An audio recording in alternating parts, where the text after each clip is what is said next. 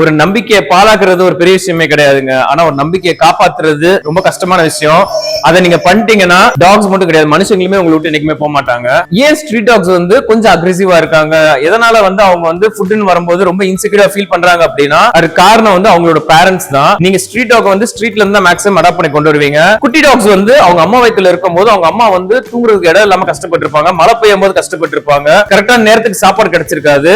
அந்த அம்மாட்ட இருக்கிற ஒரு இன்செக்யூர் ஃபீல் வந்து அப்படியே பிள்ளைங்களுக்கு பாதிக்க ஆரம்பிக்கும். அதனாலதான் வந்து ஸ்ட்ரீட் டாக்ஸ் ஒரு 80% ஆஃப் ஸ்ட்ரீட் டாக்ஸ் வந்து கொஞ்சம் இன்செக்யூரா ஃபீல் பண்றாங்க. ஒரு ஸ்ட்ரீட் டாக ஸ்ட்ரீட்ல வச்சு வளர்க்கறது வேற, வீட்டுக்குள்ள வச்சு வளர்க்கறது வேற. ரெண்டுக்கு வித்தியாசம் நிறைய இருக்கு. வீட்டுக்குள்ள வச்சு வளர்க்குறீங்கன்னா அதுக்குரிய கெப்பாசிட்டி உங்களுக்கு இருந்தா மட்டும் டாக்ஸ் அடாப்ட் பண்ணுங்க, இல்லன்னா தயவுசெய்து டாக்ஸ் அடாப்ட் பண்ணாதீங்க. 1.5 வயசு வரைக்கும் வளர்த்துட்டு அதுக்கப்புறம் நீங்க ரோட்லயோ இல்ல ப்ளூ கிராஸ்ல போய் விடுறதுக்கு நீங்க டாக் எடுக்காமலே இருக்கலாம். செயினே இல்லனாலுமே அவர் என் கூடவே தான் இருப்பாரு, என்ன சுத்தி சுத்தி வருவாரு. அதுதான் லவ், அதுதான் கேர், அதுதான் ஒரு அட்டாச்மெண்ட் சொல்றது. சில பேர் சொல்லியிருந்தாங்க நீங்க ஏன் எல்லா டாக்கும் வந்து செயின் வச்சு கையில பிடிச்சிருக்கீங்கன்னு. அது சும்மாதாங்க.